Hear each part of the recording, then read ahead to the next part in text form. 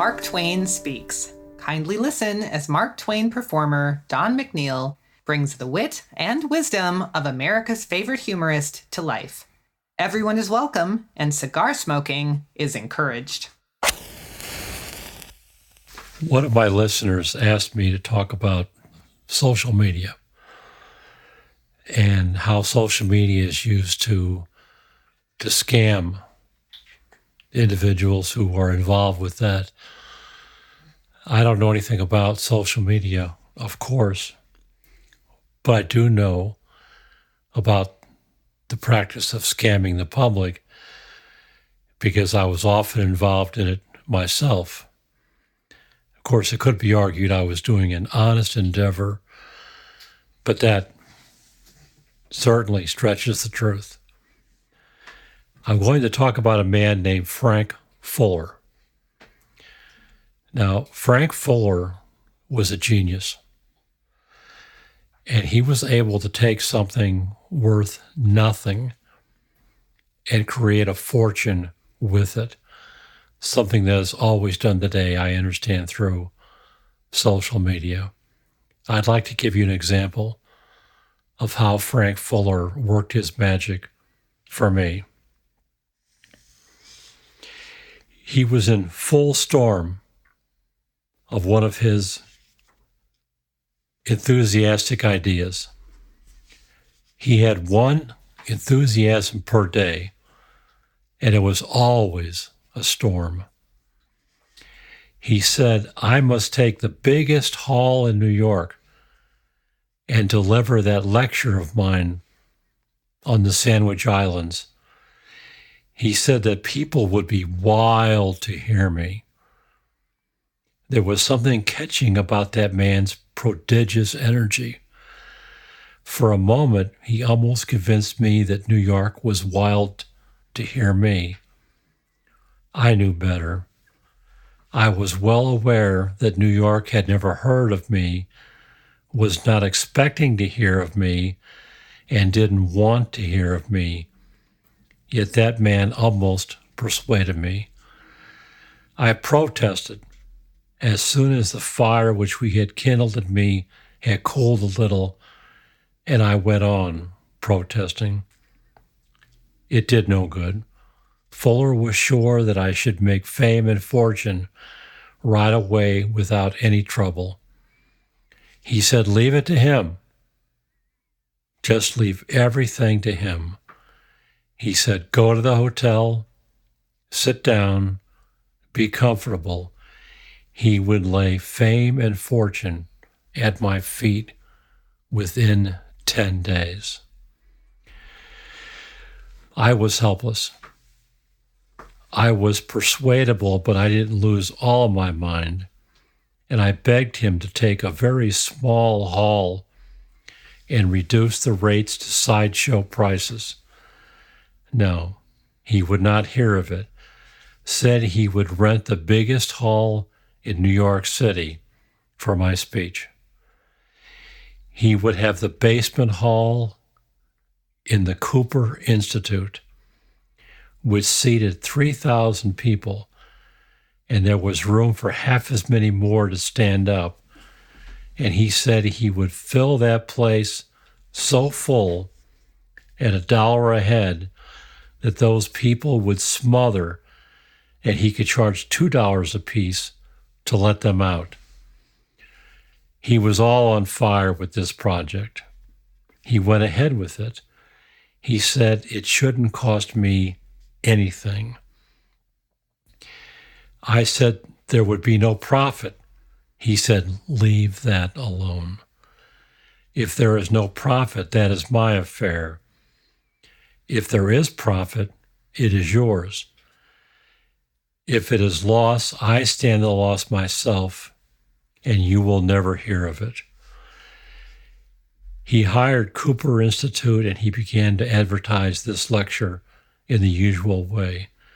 A small paragraph in the advertising columns of the newspapers.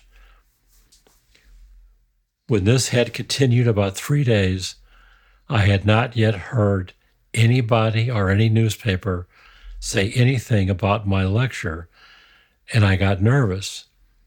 "Oh," he said, "it's working around underneath.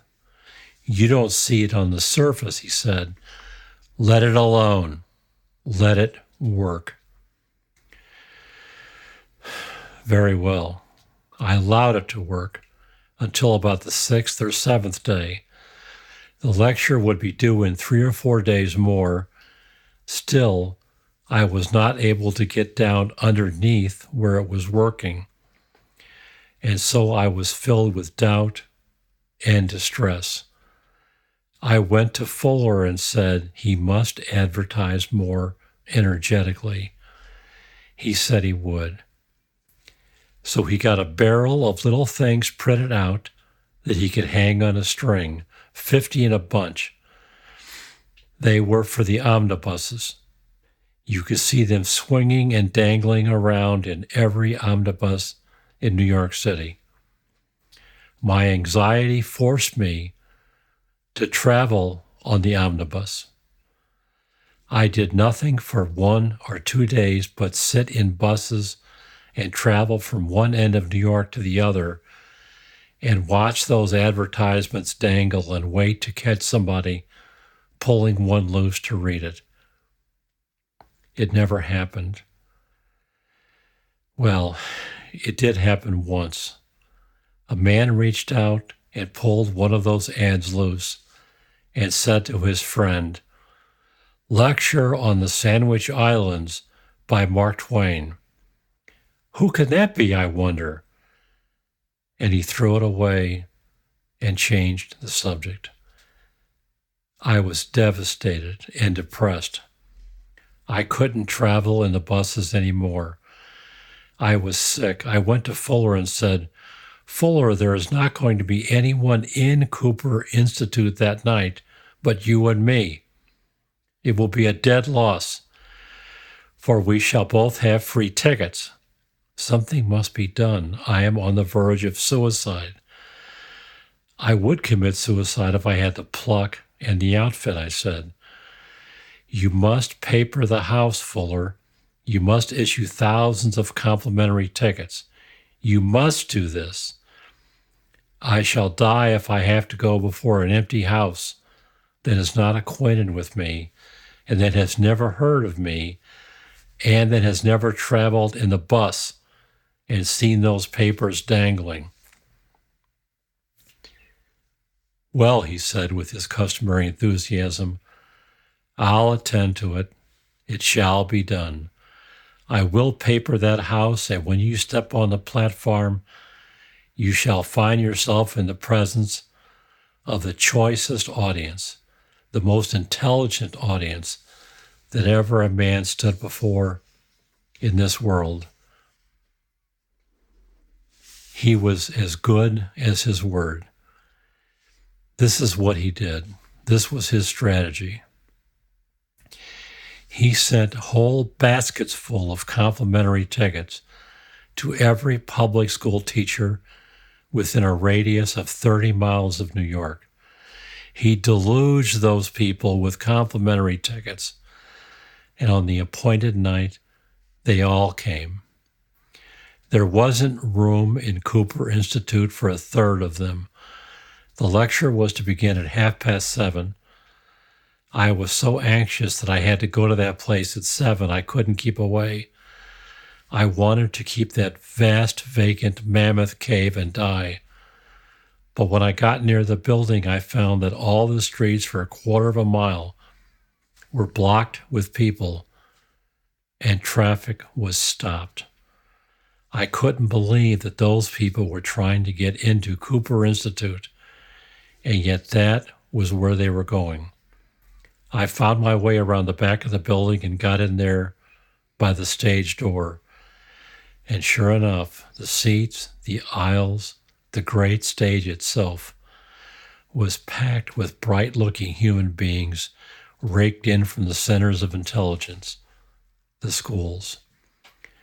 I had a great deal of difficulty to shoulder my way through the mass of people onto the stage, and when I had managed it and stood before the audience, the stage was full. there wasn't room enough left for a child.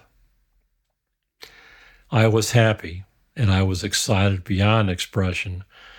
I poured the Sandwich Islands out on those people with a free hand, and they laughed and shouted to my entire content.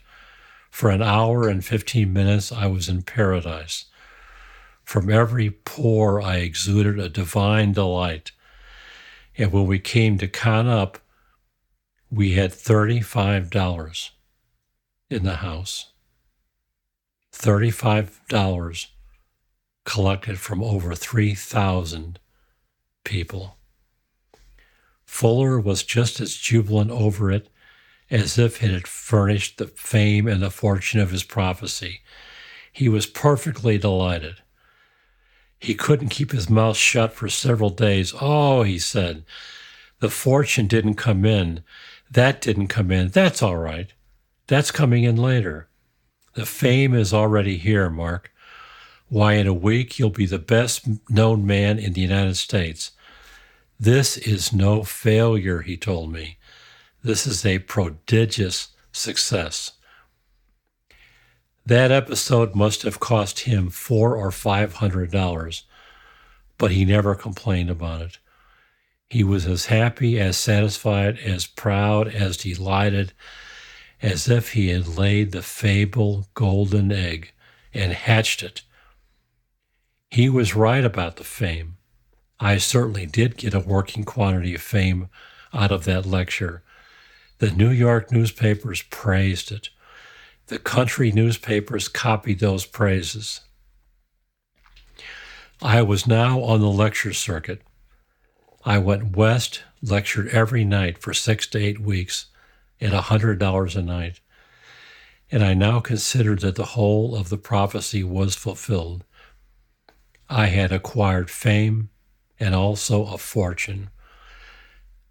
I don't believe all these details are correct, but they are correct as far as I can remember them. They will do just as well as facts. What I mean to say is that I don't know whether I made that lecturing excursion in that year or whether it was the following year, but it doesn't matter. But the main thing is that I made it, and that the opportunity to make it was created by that wild genius, Frank Fuller, and his insane and immortal project. So you see, in the days long before social media, there were ways to dupe the public, and Frank Fuller did it with a zeal. Thank you.